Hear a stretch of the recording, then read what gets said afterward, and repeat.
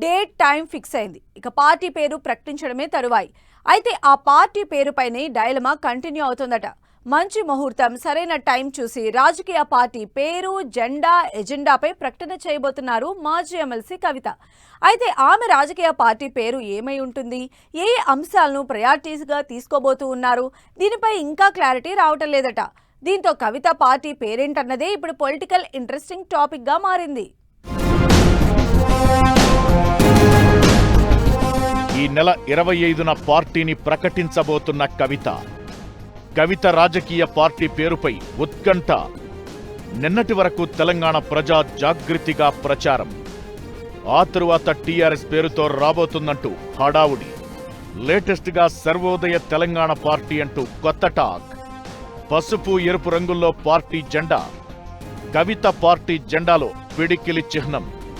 తెలంగాణలో మరో రాజకీయ పార్టీ పురుడు పోసుకుంటోంది.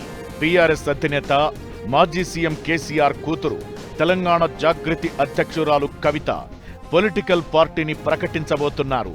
గత 20 ఏళ్లుగా తెలంగాణ జాగృతి సంస్థను నడిపిస్తున్న కవిత వివిధ కారణాలతో బీఆర్ఎస్ నుంచి సస్పెండ్ అయి సొంత కుంపటి పెట్టుకుంటున్నారు.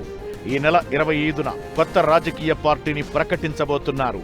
మేడ్చల్ జిల్లా మునీరాబాద్ దగ్గర ఓ కన్వెన్షన్లో 25న ఉదయం 10 గంటలకు పార్టీ పేరును ప్రకటించడంతో పాటు జెండాను ఆవిష్కరిస్తారు కవిత. ఇంతవరకు బాగానే ఉన్న కవిత పెట్టబోయే రాజకీయ పార్టీ పేరుపైనే సస్పెన్స్ కంటిన్యూ అవుతోంది.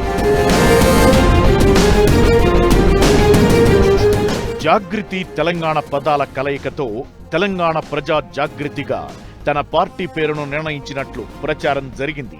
ఈ మేరకు ఎన్నికల సంఘానికి కూడా ఆమె దరఖాస్తు చేసుకున్నారు. అయితే ఎందుకో గాని దానిపై ఆమెకు ఇంకా గురి కుదిరినట్లు కనిపించలేదు. దాంతో రోజుకో కొత్త పేరును కవిత పార్టీ పేరుగా ప్రచారంలోకి తెస్తున్నారు ఆమె మద్దతుదారులు. మధ్యలో కొద్ది రోజులు తమ పార్టీ పేరు టీఆర్ఎస్ అని ప్రచారం కూడా సాగింది. అయితే ఇప్పుడు కవిత ప్రకటించబోయే రాజకీయ పార్టీ పేరు సర్వోదయ తెలంగాణ పార్టీగా నిర్ణయించినట్లు గుసగుసలు వినిపిస్తున్నాయి. సర్వోదయ అనే పదానికి సాహిత్యపరంగా, తాత్వికంగా చాలా లోతైన అర్థముంది. సర్వ అంటే అందరూ అని, ఉదయ అంటే అభివృద్ధి, మేల్కొల్పు అని అర్థాలు వస్తాయి.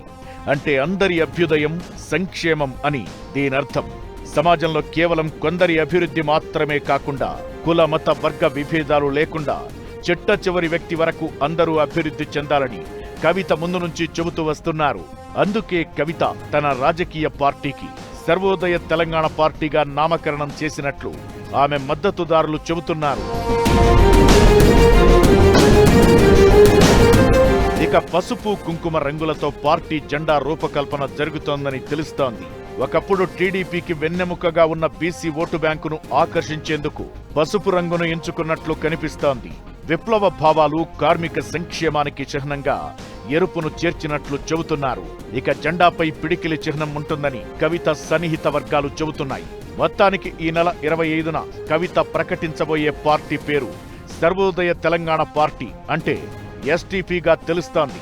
ఇక ఎన్నికల గుర్తు కోసం కాగడ, కళ్లజోడు గుర్తులను పరిశీలిస్తున్నట్టు తెలుస్తోంది. కాగడ చైతన్యానికి గుర్తు కాగా, కళ్లజోడు దృష్టికి గుర్తుగా భావిస్తున్న కవిత ఈ 2 గుర్తుల్లో ఏదో ఒకటి ఎంచుకునే అవకాశం ఉందంటున్నారు. కవిత రాజకీయ పార్టీ పేరు ఏంటో, తన లక్ష్యమేంటో తెలియాలంటే ఈ నెల 25 దాకా వేచి చూడాల్సిందే.